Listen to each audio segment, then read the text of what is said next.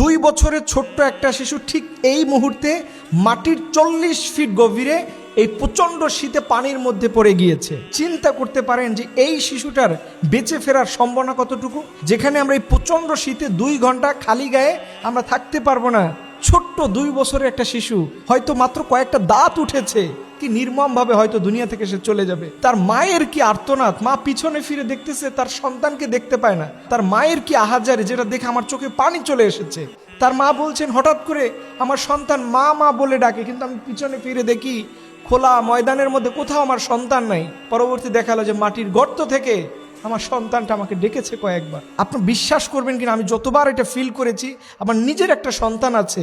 আল্লাহ আল্লাহ, আজকে যদি আমার নিজের সন্তানটা এমন হতো, আমি নিজেকে কি বুঝ দিতাম। দেখেন, এই আলোচনাটা নিয়ে আসার পিছনে একটা যৌক্তিক কারণ আছে। এই দায় কে নেবে?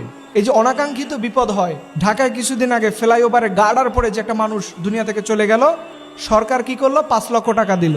অথচ এই সরকাররা বিভিন্ন ক্রিয়া, নাচ গান, হারাম জিনিসে তারা কোটি কোটি টাকা ব্যয় করতেছে।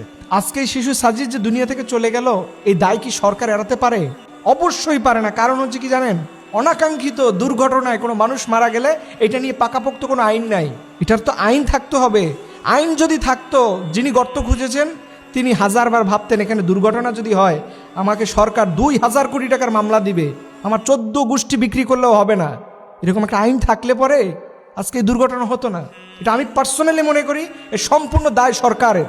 এটা আমাদেরকে রিয়ালাইজ করতে হবে, এটা আমাদের উপলব্ধি করতে হবে। আজকে এই ছোট্ট একটা শিশু, আমি বিশ্বাস করেন বারবার নিজেকে মানিয়ে নিতে পারতেছিলাম না যে একটা ছোট্ট শিশু পৃথিবীটাকে বুঝতেই পারলো না যে পৃথিবীটা আসলে দেখতে কেমন। নির্মমতা চলে যেতে হয়েছে। এর জন্য আমি বলি, আল্লাহ তাআলা কোরআনে একটা আয়াত বলেছেন, আলাইসাল্লাহু বিআহকামিল হাকিমিন, আমি হচ্ছি সর্বোচ্চ বিচারকদের মধ্যে সর্বশ্রেষ্ঠ বিচারক। আপনি মনে করেছেন একটা দুর্ঘটনা হয়েছে, কি হবে? কোনো আইন নাই তো, আল্লাহর কাছে বলবো আল্লাহ ভুল হয়েছে? না, এটা ভুল হতে পারে না। তোমার এই ফাদা পাতে তোমাকেও কিয়ামতের দিন আল্লাহ বিচার করবেন। সুপ্রিম কোর্ট, হাইকোর্ট, জজ কোর্টে বিচার হবে না, কিন্তু আল্লাহর আদালতে হবে। আল্লাহ এটা পুঙ্খানো বিচার করবেন, কোনো ক্ষমা নয়। এর জন্য মানুষের কোনো বিপদ হবে, এটা যদি আপনি রোডের মধ্যে একটা কলা ছোলা ফেলে রাখেন, একটা জলপাইয়ের বিচি ফেলে রাখেন, এটাও আপনাকে হিসাব দিতে হবে। এটা আমরা কিন্তু অনেকে বুঝি না যে কি একটা বিষয়, জলপাইয়ের একটা বিচি ফালাইলাম রোডের মধ্যে, কি হলো? ওখানে ওই কারণে একটা মোটরসাইকেল পড়ে যেতে পারে। ওখানে মোটরসাইকেল পড়ে যাওয়ার কারণে যতটুকু ক্ষতি হবে on the day of judgement, এটা আল্লাহর সামনে তুলে ধরতে হবে। প্রিয় ভাইয়েরা, আমাদের লাইফটা কিন্তু খুব শর্ট টাইম।